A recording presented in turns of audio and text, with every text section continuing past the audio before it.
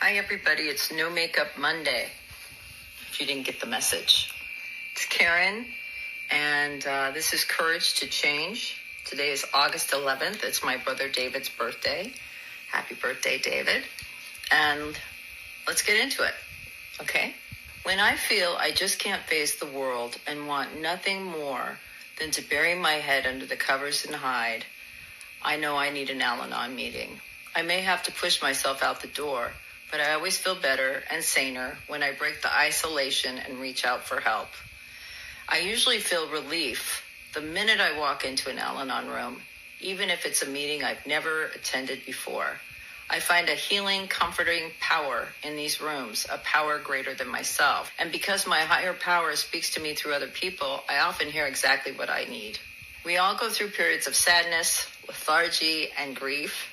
That's part of life. But depression can become a habit that perpetuates itself. Unless I intercede by acting on my own behalf, Al-Anon cannot solve every problem. And if depression lingers, I may want to consider seeking some professional help.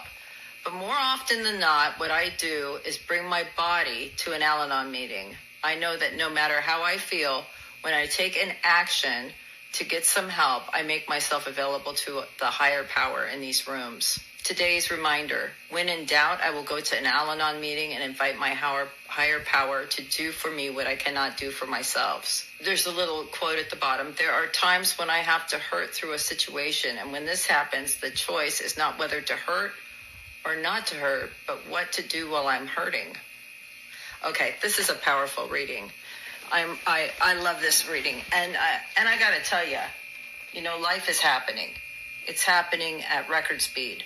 Doesn't it seem like it's faster? Maybe it's technology. It's like things are cooking along here in my life, at least. I don't know about yours. It's been a while since I've recorded. I've lost about, I got to count how far back it would be. But this last year, I've lost 6 people, and 5 of them in the last 6 months. So it's been tough. It's been really tough, and trying to remain helpful and not depressed. And, it's sad. The grief is like sad. And I really try, a lot of I'm also an alcoholic addict. So I have to be really careful. I have to be able to be helpful, but not too helpful, right? That my new addiction is to take over kind of control. So, the words in this reading are so powerful, and they can apply to anybody. Alcoholics and addicts, I don't care who you are in your life, whatever you're facing. This is the way to do it, okay? This is the only way to do it. I'm going to read the key words to you. I break the isolation. That's been really hard for me. I have been isolating, really. I've talked about this. Since the pandemic, I've been an isolator. It's such a dangerous place to be, because all you're doing, listening to your own head. Now, not all the time. I don't mean I'm shutting myself in, but I'm definitely not the person I was before the pandemic. I'm much more introverted, much more self-entertained. When I go out, I don't go out and do a bunch of things. I go out and I get everything done in one whack. Like, just get through the list and get home. And part of it, I blame my Chihuahua. I blame my dog. She's become like a part of me, and I worry about her when I'm not here. I know that sounds crazy, doesn't it? At this time in my life, to be so attached to, a pet and think, I would rather be home with Posey, I'd rather be doing something at home with Posey. So that's the first thing. Break the isolation. Next it says, the power of the room. The power of reaching out, whether you've just recently lost someone, maybe a spouse, a friend, the power of a support group is amazing. Even if it doesn't mean you're going for the rest of your life, right? If you've just lost someone, a grief group is good. I use 12-step programs as my grief group. I use Al-Anon, and I use Alcoholics Anonymous to help me get through this. I have a support group, right? If I didn't have a support group, I would definitely find a grief group recently, a guy from high school had lost his wife, and we're just friends on Facebook, and his world just turned upside down. And I said to him, you have to find a group. I said, I'm sure when you left the hospital, they gave you a list of groups that the hospital even has, right? You can meet in the cafeteria. I said, you have to do it. Even if you don't, go for the rest of your life. You go once. I said, even if you just Google grief groups near me, get all the information, find out where they meet, what time, what day. Just the action of doing that is going to shift you and give you a little comfort, right? The power of a group, the power of knowing other people are going through stuff, the power of seeing, some people are up, some people are down. Nobody's in the same spot at the same time, right? There's a power in that. And especially in a 12-step program, if you can go and listen, someone will say exactly what you needed to hear, even though you didn't know you needed to hear it, right? Powerful. Then it says, whether I go through whatever I'm going through, yes, depression, it may be something more than that. If you are feeling that way, check it out. That's action. Action is the key here. Let's see. I intercede the habit of depression, anxiety, whatever. I intercede, or I interrupt that by acting on my own behalf.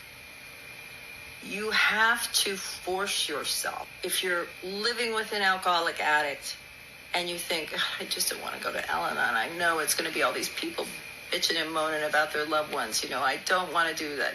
I don't want to go. Do it anyway. You have to force yourself. And it's not just what you're going to hear there. It's the action of making yourself do something else. Sometimes you have to make yourself crawl out of bed. It may be the only thing you can do that day is to get your feet on the floor, right? Take the cover off your head. Walk to the door. Open the door. Don't even go outside. Just open the door and breathe in some air, right? Eat something. Those are actions. Those little actions every day are they're going to save your life, right? They're going to pull you through it. But it doesn't work if someone comes and tries to drag your ass out, because then you're just mad. You're just like, you don't understand. You have to do it. You're responsible, okay?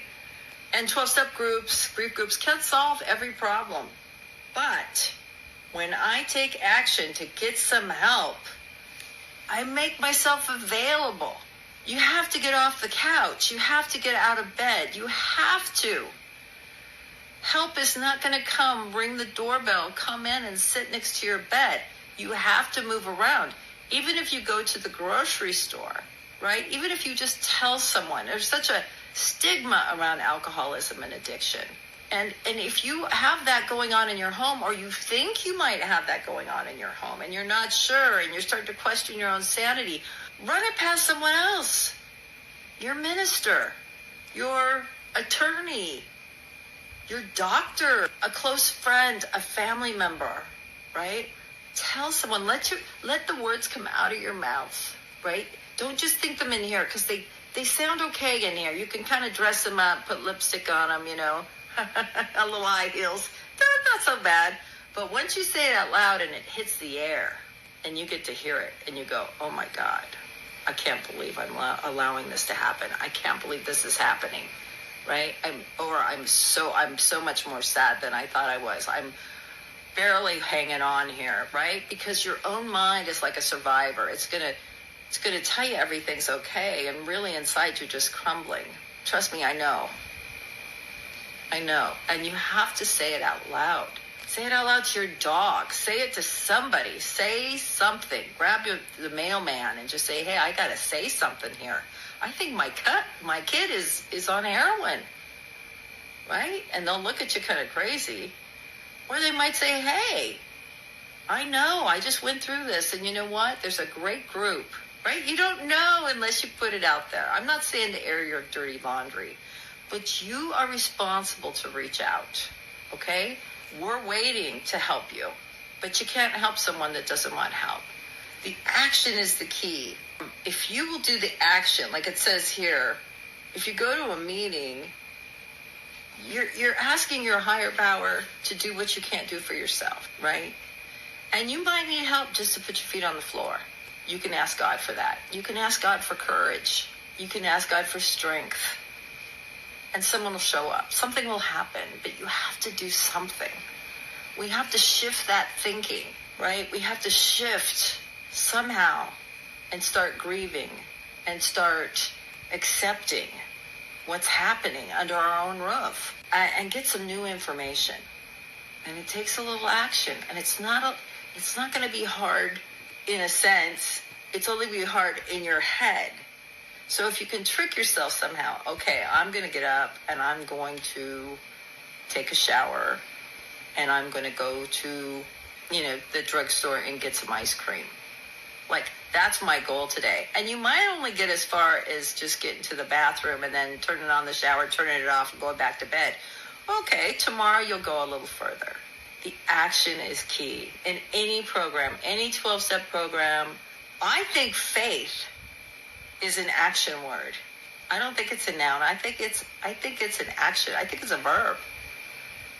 Right? When you take any action,